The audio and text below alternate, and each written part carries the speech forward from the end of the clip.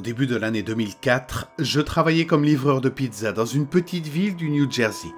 On était connu pour avoir les meilleures pizzas de la ville, et comme le restaurant était encore assez récent, on recevait énormément de commandes des habitants.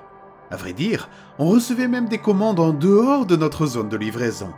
On était vraiment populaire.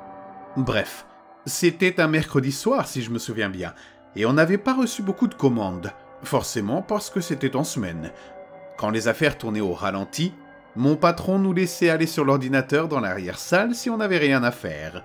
Faut remettre dans le contexte, on était en 2004, et cet ordinateur, c'était pratiquement notre seule distraction. À un moment, j'étais en ligne à jouer à un de ces jeux de navigateur quand le téléphone du resto a sonné. Au bout du fil, il y avait un vieil homme qui demandait une pizza moyenne. La livraison était seulement à 15 minutes et vu que la soirée était calme, ça ne me dérangeait pas du tout de faire la route. Avançons un peu. J'étais donc sur la route. J'avais décidé de prendre un raccourci par des petites routes de campagne que je n'avais jamais encore empruntées. D'après mon GPS, ça me ferait gagner 5 minutes sur la livraison. Donc je me suis dit que je ne risquais rien à tenter. Je me rappelle avoir tourné à droite pour entrer sur cette route bordée d'arbres. On ne voyait pas plus de 4 mètres devant soi, tant c'était sombre et étroit. J'avoue que c'était un peu angoissant de rouler là-dessus, mais je me suis dit que je devenais juste parano à cause de l'ambiance lugubre du coin. Puis, tout à coup, 2 ou 3 minutes plus tard, mes phares éclairent une silhouette qui rampait au milieu de la route, complètement trempée. J'ai hurlé un « Oh merde !» en déviant brusquement pour ne pas l'écraser. Dans mon rétroviseur, j'ai vu cette personne se relever et rester immobile, me fixant tandis que je m'éloignais. En la distinguant mieux, j'ai réalisé que c'était une femme, entièrement détrempée. Il y avait une rivière qui longeait la route, donc j'ai supposé qu'elle avait dû en sortir et ramper jusqu'à la chaussée pour demander de l'aide. Mais son apparence, et surtout la façon dont elle était sortie des arbres, c'était tellement étrange que ça m'a glacé le sang. J'ai quand même terminé la livraison, et le client m'a même laissé un pourboire de $10. Sur le chemin du retour, j'ai repris exactement la même route, espérant revoir la femme, mais je ne l'ai jamais retrouvée. Au final, ça reste la chose la plus terrifiante que j'ai vécue en livrant des pizzas, et je n'ai jamais su ce qui était arrivé à cette femme.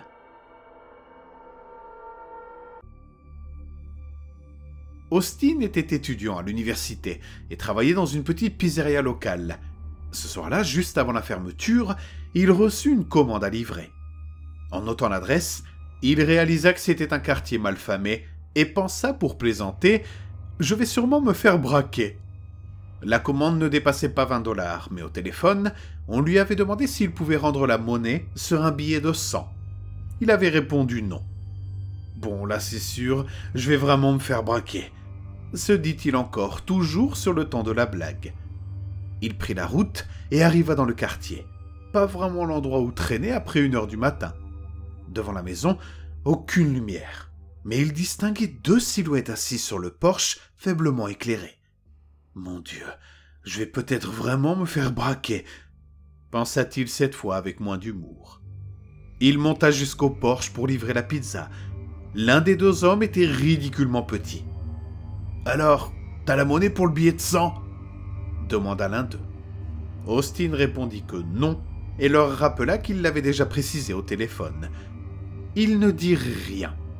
Le petit type entra dans la maison toujours plongé dans le noir, soi-disant pour chercher de l'argent. Austin resta planté dehors avec l'autre homme qui se contentait de le fixer en silence. 2 minutes passèrent, puis 5, puis 10. La pizza refroidissait déjà. La maison restait totalement éteinte. L'homme le fixait toujours sans un mot. Austin commença à avoir un mauvais pressentiment. Il regarda l'heure sur son téléphone. Son service aurait dû se terminer depuis un moment. Pris d'un vrai malaise, il lança « Bon, mon service est fini, je dois rentrer. Considérez que la pizza est gratuite. » Il se retourna et descendit du porche vers sa voiture.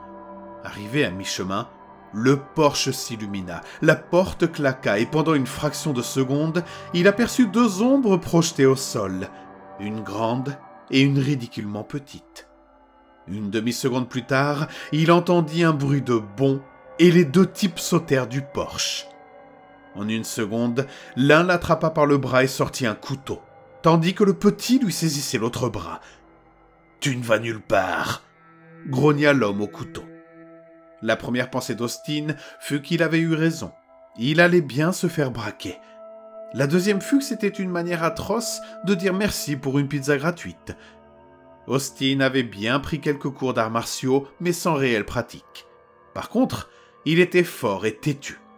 Dans la panique, il réussit à dégager son bras de l'emprise du petit et utilisa son sac à pizza comme bouclier contre le couteau. Puis, il tenta une sorte de mouvement à la Mortal Kombat, visant le visage de l'agresseur. Sauf qu'en réalité, son geste n'eut pas du tout l'effet prévu.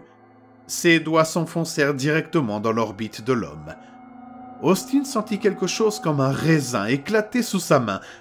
Pris de panique, il retira sa main et sans le vouloir, fit littéralement jaillir l'œil de son agresseur de son orbite.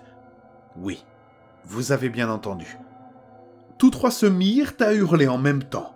L'homme parce qu'il venait de perdre un œil, Austin parce qu'il réalisait l'horreur de ce qu'il venait de faire, et le petit homme parce qu'il venait d'assister à la scène. Ce dernier prit la fuite en courant dans l'obscurité derrière la maison. Austin ramassa le couteau tombé au sol et appela le 911. Pendant qu'il expliquait la scène à l'opératrice, l'autre se tordait de douleur sur l'allée. Quelques minutes plus tard, pas moins de 5 voitures de police arrivèrent. Les agents, bien que professionnels, ne purent s'empêcher de trouver la situation ironique et se mirent à appeler l'homme blessé « le pirate ». Ils demandèrent à Austin de décrire le petit homme. Lorsqu'il eut fini, l'un des policiers dit « Attendez une seconde ». 2 agents disparurent derrière la maison et revinrent 10 minutes plus tard avec le fugitif. Ils connaissaient bien le bonhomme. C'était un multirécidiviste, déjà impliqué dans de nombreuses affaires. Austin fut conduit au commissariat pour rédiger sa déposition. Là-bas, plusieurs employés qui avaient entendu parler de l'histoire lui demandèrent de la raconter encore une fois. Suite à cet incident, Austin obtint une belle augmentation et continua à travailler dans la même pizzeria jusqu'à la fin de ses études. Je travaille à temps plein comme livreur de pizza pour une chaîne assez populaire. Ça fait presque 1 an que je fais ça, le temps de mettre un peu d'argent de côté pour payer mes études. Ne me demandez pas comment je réussis à gérer à la fois la fac et ce boulot, parce qu'honnêtement, je n'en ai aucune idée. Je bosse surtout en semaine, donc je passe mon temps à enchaîner les livraisons. Et comme je vis à Savannah, en Géorgie, il y a toujours une commande à livrer quelque part à chaque seconde. Ce jour-là, je venais tout juste de rentrer au restaurant après 3 bonnes heures de livraison non-stop, quand une nouvelle commande est tombée. Heureusement, ce n'était pas très loin, et il n'y avait qu'une seule pizza. Ça m'a soulagé de ne pas avoir trop de route à faire. J'ai pris la pizza, je suis monté dans ma voiture et j'ai entré l'adresse dans mon téléphone. Par curiosité, comme j'en ai souvent l'habitude, j'ai collé l'adresse dans Google Earth pour voir à quoi ressemblait la maison. C'est un truc que je fais toujours, même si ça peut paraître un peu intrusif. La maison était une vieille bâtisse à 2 étages en briques rouges, presque un petit manoir. Magnifique en soi, mais complètement délabré. J'ai tout de suite pensé que si les habitants étaient fortunés, ça voulait peut-être dire un bon pourboire à la clé. En 10 minutes, j'étais devant la maison avec la pizza encore bien chaude. Et croyez-moi, il y a énormément de clients qui se plaignent si la pizza arrive ne serait-ce qu'un peu tiède. Je monte les marches et je sonne. Là, j'entends des pas très lents approcher derrière la porte, puis s'arrêter. « Livraison pour Dan !» ai-je crié. Silence complet. 1 minute entière sans réponse. Pourtant, je savais que quelqu'un était juste derrière. Et plus j'attendais, plus la pizza refroidissait. Il faisait à peine 5 degrés dehors, et je commençais à m'impatienter. Enfin, la porte s'est ouverte. Une vieille femme me fixait. Pendant un instant, j'ai cru m'être trompé d'adresse, parce que la commande avait été passée par un homme. Puis elle a parlé, en m'expliquant que Dan était son fils, qu'il venait de sortir, et qu'il ne tarderait pas à revenir.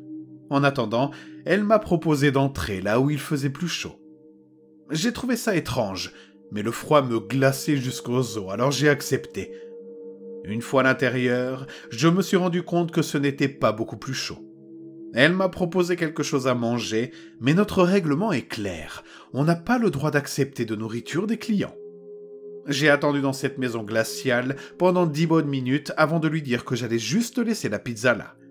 Elle a acquiescé en silence et m'a suivi du regard alors que je rouvrais la porte d'entrée. Et c'est là que ça s'est produit. Un hurlement, un cri absolument inhumain a retenti d'en haut, traversant toute la maison.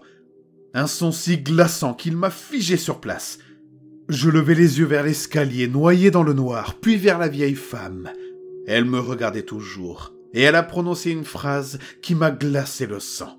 « Je crois qu'il est temps pour vous de partir, chérie. » Ce n'étaient pas tant les mots qui m'ont effrayé, mais la façon dont elle les a dit, comme un avertissement, comme si elle me suppliait de m'en aller. Autant dire que je n'ai pas demandé mon reste. J'ai bondi dehors sans me soucier du pourboire, ni même de la pizza. J'ai couru jusqu'à ma voiture et j'ai démarré à toute vitesse. Je n'arrive pas à décrire la peur que j'ai ressentie à ce moment-là. Il aurait fallu l'entendre, ce cri n'avait rien d'humain. En descendant dans la rue, j'ai appelé mon manager pour lui raconter, mais il était de mauvaise humeur et m'a sèchement répondu de continuer mes livraisons et de ne pas m'en faire. J'ai pensé à prévenir la police, mais j'ai eu peur de perdre mon boulot si je le faisais. Le reste de la journée s'est déroulé normalement, avec juste une plainte pour une pizza aux garnitures incorrectes. J'ai quand même réussi à finir avec un bon paquet de pourboires. Mais depuis, ça me hante. C'était il y a 1 semaine à peine, et je n'ai toujours aucune idée de ce qui a pu produire ce cri à l'étage. J'essaie de me dire que ce n'était qu'une mauvaise blague, mais au fond, je sais que je préfère cette explication à la véritable alternative.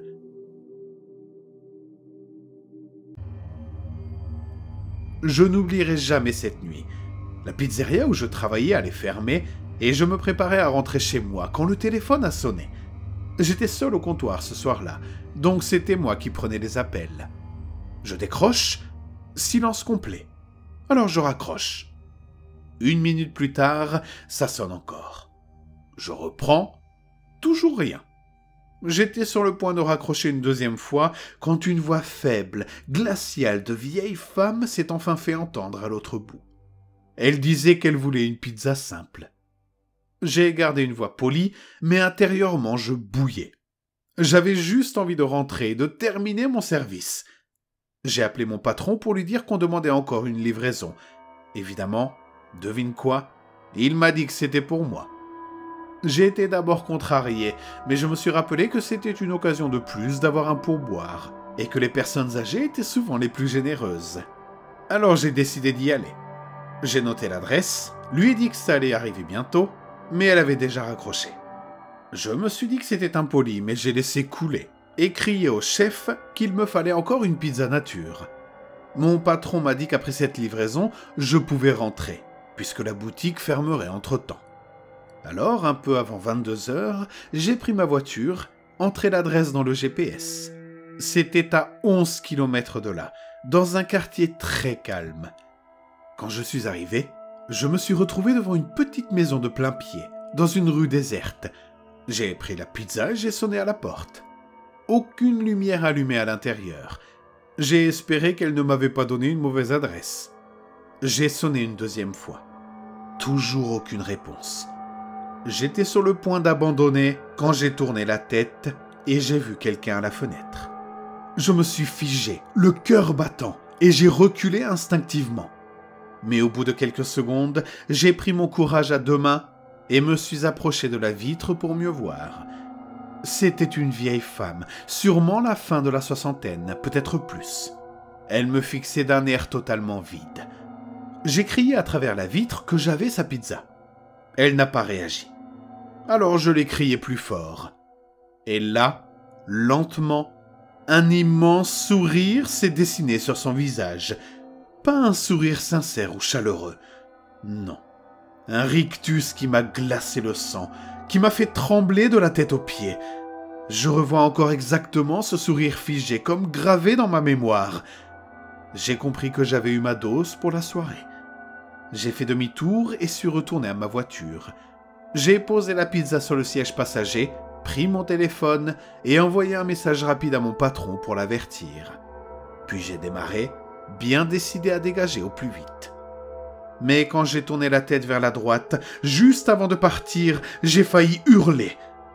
Elle était là, la vieille femme, debout à l'extérieur, collée contre ma vitre côté passager, me fixant avec exactement le même sourire monstrueux qu'à la fenêtre. J'ai passé la première et appuyé à fond sur l'accélérateur, fonçant dans la rue sans jamais me retourner. Mon patron ne m'a plus jamais envoyé en livraison de nuit après ça.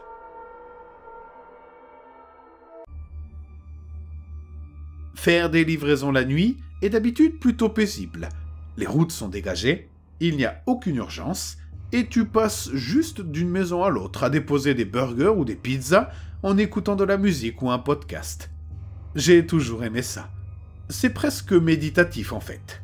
Juste moi, les rues sombres et mes pensées. Mais ce soir-là avait un goût différent, et pas dans le bon sens. Il était tard, peut-être 23 heures, et je roulais depuis déjà quelques heures. Il ne me restait qu'une seule commande avant de pouvoir rentrer. Rien de compliqué. Une pizza et un soda, à livrer dans un coin reculé à la sortie de la ville. Tu vois le genre? Longue route déserte, maison éparpillée, pas un lampadaire. J'ai récupéré la commande au resto, je l'ai posée sur le siège passager et entré l'adresse dans mon GPS. 15 minutes de trajet, pas plus. Je me disais que je livrerais, peut-être avec un bon pourboire, puis direction la maison. La ville s'effaçait vite derrière moi. Les routes devenaient de plus en plus calmes, les maisons rares. C'était une de ces nuits claires, ciel noir d'encre, piqué de quelques étoiles. Le seul bruit, c'était le ronron de mon moteur et parfois le souffle du vent dans les arbres. Normalement, cette solitude ne me dérange pas. Je l'apprécie même. Mais cette fois, je ne sais pas pourquoi, je me sentais mal à l'aise. Au bout de 5 minutes, j'ai remarqué une voiture derrière moi. Pas collée à mon pare-choc, mais assez proche pour que je voie ses phares dans mon rétro. Ça m'a dérangé tout de suite. Devant moi, la route était vide et pourtant derrière, il y avait lui. J'ai essayé de me raisonner. Beaucoup de gens roulent tard le soir. Peut-être qu'il allait juste dans la même direction. Mais plus je roulais, plus ça me mettait mal à l'aise. La voiture restait là, toujours à la même distance. Pas assez proche pour que ce soit du harcèlement, pas assez loin pour que ce soit une coïncidence. 10 minutes. Je pouvais supporter 10 minutes, mais chaque seconde me pesait. J'ai ralenti un peu, il a ralenti. J'ai accéléré, il a accéléré. Mon estomac se nouait. J'ai bifurqué sur une petite route étroite, serpentant entre 2 murs de forêt. Un vrai tunnel de branches. Devine quoi? Il a tourné aussi. C'est là que j'ai arrêté d'essayer de trouver une explication. Il me suivait. Mon cœur s'est mis à battre à tout rompre. Je ne pouvais pas l'emmener jusque chez le client, pas question. J'ai roulé encore, et j'ai aperçu un petit chemin de terre qui partait sur la droite. Sans réfléchir, j'ai braqué et foncé dessus, les pneus crissant dans le gravier. Les phares derrière ont disparu une seconde dans le virage. Je me suis dit que je l'avais semé. Mais non. Une trentaine de secondes plus tard, ils sont réapparus, cahotant sur le même chemin de terre. J'ai lâché un juron. Cette fois, il n'y avait plus de doute. La piste se rétrécissait, cahoteuse, bordée d'arbres qui raclaient ma carrosserie. Je roulais à fond, mais la voiture derrière gagnait du terrain. Mes mains tremblaient sur le volant. Le chemin a fini par se diviser en deux. Je n'ai pas réfléchi. J'ai pris à gauche, lui, il a pris à droite. J'ai eu un bref moment d'incompréhension avant que la vérité ne m'écrase. Il connaissait ses routes. Il allait me couper. Je me suis mis à appuyer à fond, la voiture bondissant sur les ornières, jusqu'à ce que les arbres s'écartent et que le chemin se redresse. J'étais presque dehors. Presque. Sauf qu'au bout de la ligne droite, il était déjà là. La voiture bloquait la route, garée en travers, phare éteint. Juste une masse noire qui m'attendait. J'ai pilé, les pneus hurlant sur le gravier, m'arrêtant à quelques mètres à peine. La portière côté conducteur s'est ouverte. J'ai passé la marche arrière et reculé à toute vitesse, rebroussant chemin sans réfléchir, les roues sautant sur chaque bosse. J'entendais son moteur derrière moi, mais j'ai tenu bon, priant pour retrouver la route principale. Et enfin, les arbres se sont écartés et j'ai jailli sur l'asphalte. Je n'ai pas ralenti avant d'avoir parcouru plusieurs kilomètres, les lumières de la ville réapparaissant au loin comme une bouée de sauvetage. Je n'ai jamais su qui était dans cette voiture, ni pourquoi on m'avait pris en chasse. Peut-être un malade qui voulait s'amuser, peut-être pire. Tout ce que je sais, c'est que depuis cette nuit, chaque fois que je conduis sur une route isolée, je scrute le rétro. Parce que dans l'obscurité, tu ne sais jamais qui peut être en train de te suivre.